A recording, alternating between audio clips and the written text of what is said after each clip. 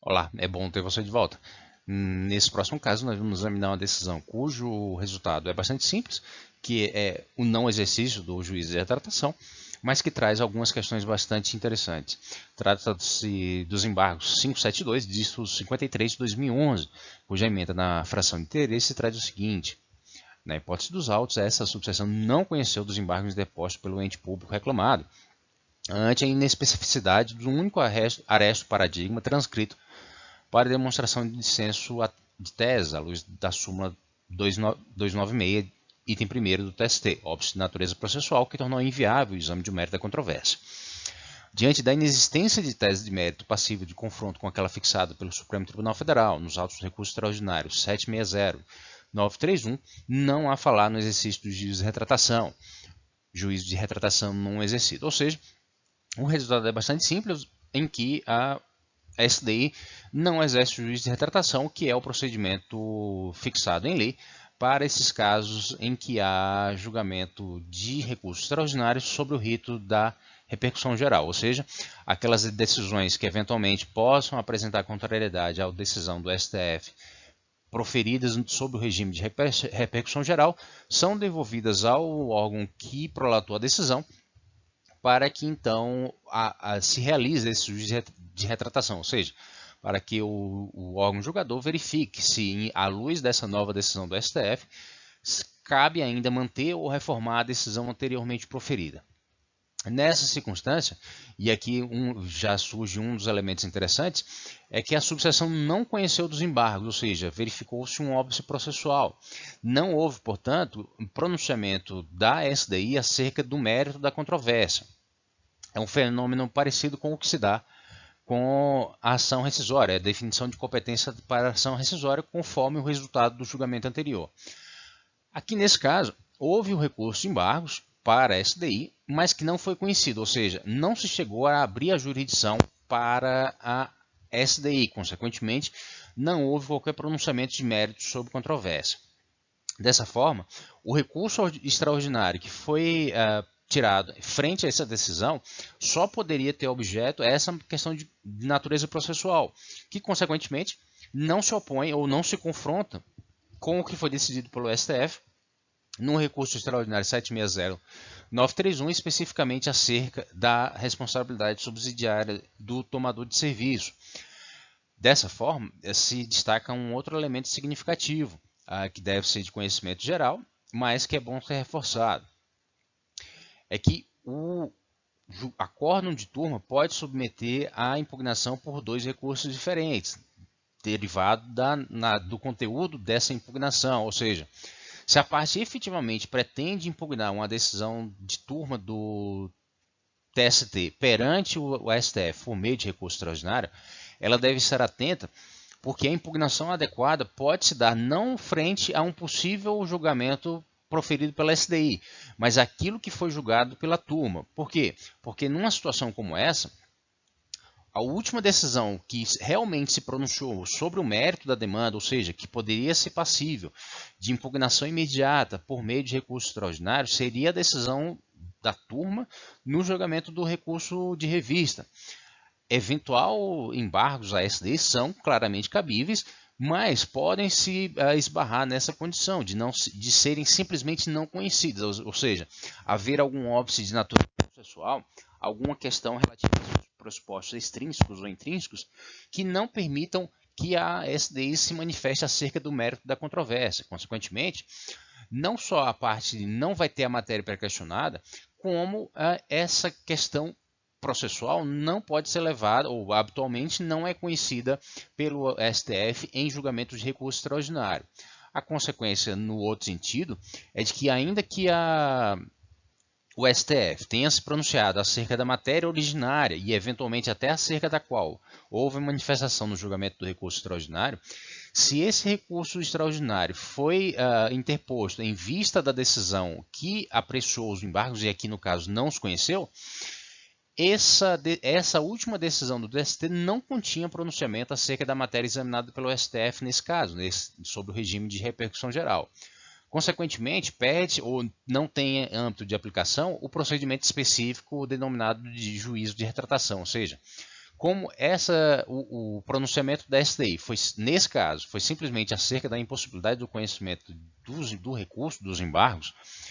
esse pronunciamento não se submete a juízo de retratação exatamente porque não se confronta com a matéria, a questão jurídica de mérito, de fundo, posta pelo STF nesse recurso extraordinário. Ou seja, os pontos importantes de destacar a partir dessa decisão aparentemente simples é que sim, um acórdão de turma do TST, do Tribunal Superior do Trabalho, pode submeter a 2 recursos concomitantes, ou seja, o recurso extraordinário para que a matéria constitucional seja diretamente levada ao STF e ainda o recurso de embargos à SDI, que está previsto no artigo 894 e, conforme se sabe, é admissível em vista de contrariedade à jurisprudência do TST, divergência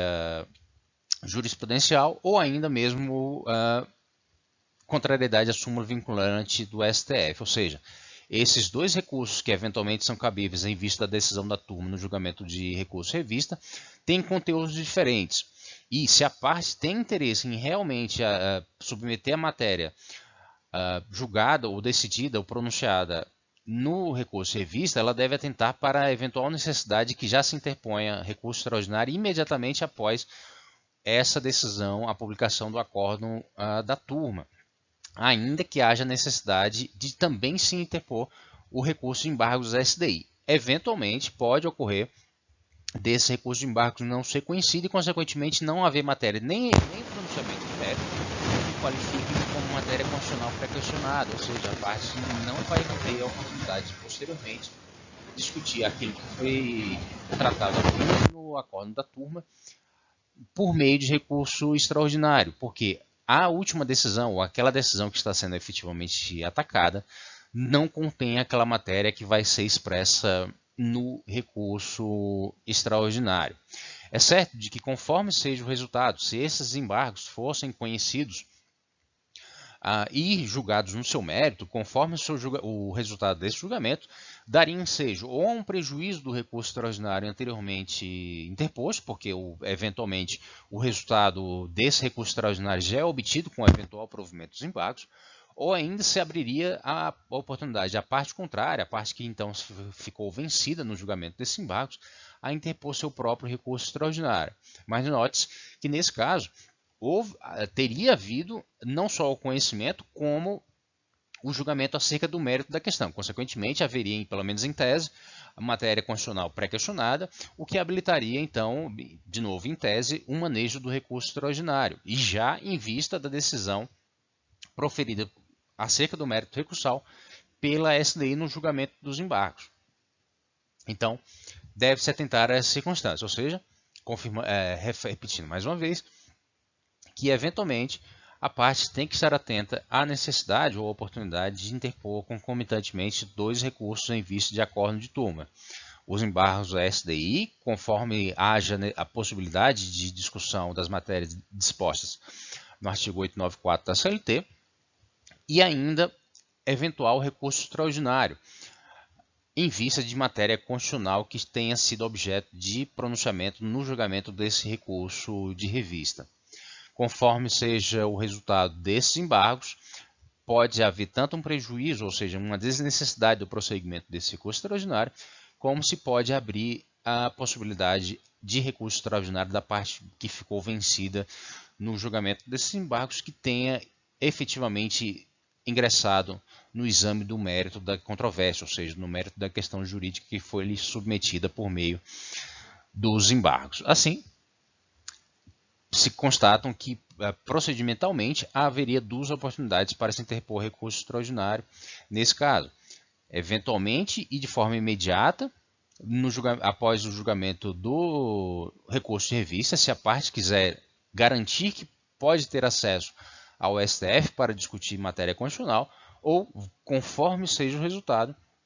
após o julgamento dos embargos. E como dito, dependendo do resultado dos embargos, a parte que teria em tese possibilidade de interpor recurso extraordinário após o julgamento do recurso de revista já não vai ter mais, porque o pronunciamento provocado a partir do exame dos embargos simplesmente se limitou a uma questão de natureza processual, ou pior ainda,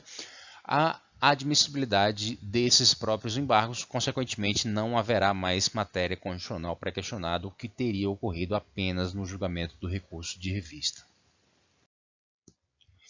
Eu agradeço mais uma vez a oportunidade de ajudar você a entender melhor o direito do trabalho e o processo de trabalho. A ementa completa desse julgado estará logo abaixo na descrição do vídeo. Eu peço que você deixe seu like, assine o canal e divulgue o material com outras pessoas que possam ter nele interesse. Agradeço mais uma vez e nos vemos no próximo vídeo. Até mais!